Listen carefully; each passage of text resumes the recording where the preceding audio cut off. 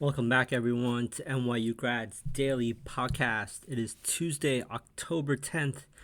Man, I feel a lot better. I probably sound a lot better. Wow, I had a 6-year-old and a 4-year-old here in New York visiting, and they somehow got me sick, I think, with like a 24-hour bug.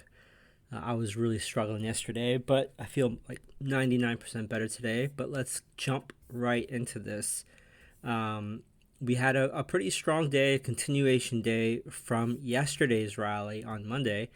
So Tuesday's session, we pretty much hit the low at the open and rallied all day. But then right around 1 o'clock, there was a little bit of selling here, and we lost half of the pop. But the Dow still managed to finish up 134 points, which is just under 0.5%.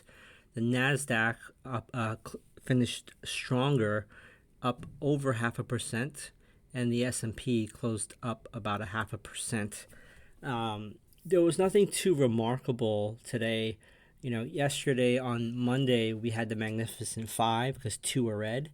Ironically, today we had the same thing. We had the Magnificent Five and two are red. But today was Microsoft and Apple on the downside. We had 117 new highs and 200 new lows. So still not great. New lows are beating the new highs, but it's not like the ratio of 50 new highs and 800 new lows. So we're getting some improvement there.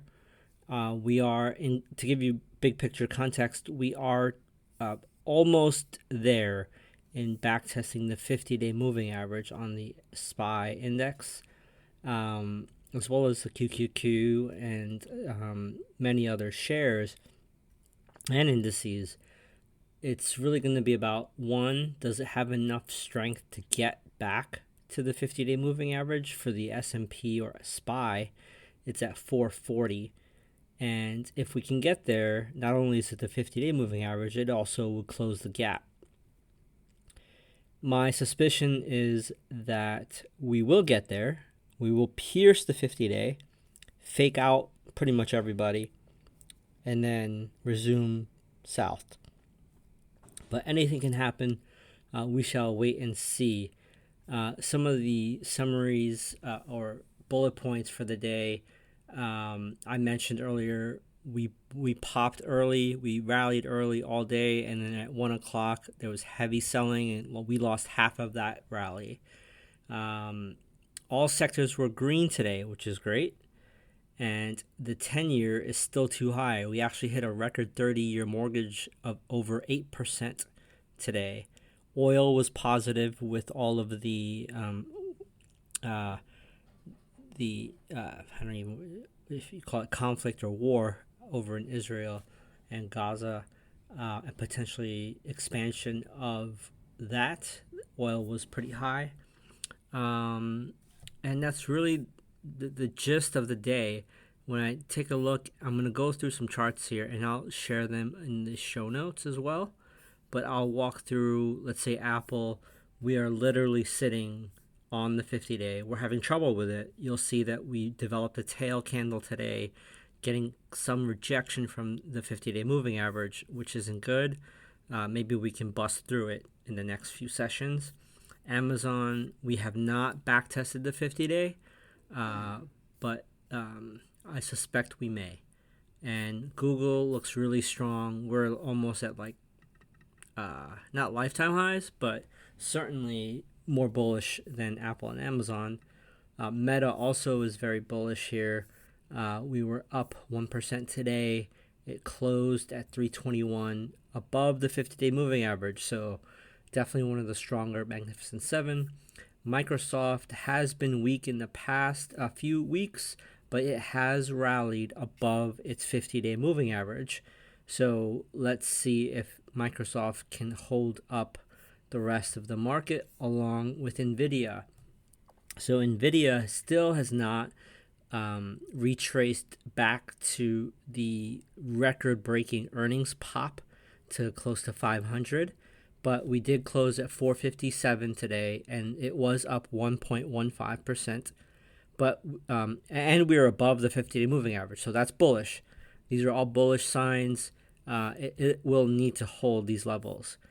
Tesla is also trading above its 50-day moving average. It was up 1.5% today.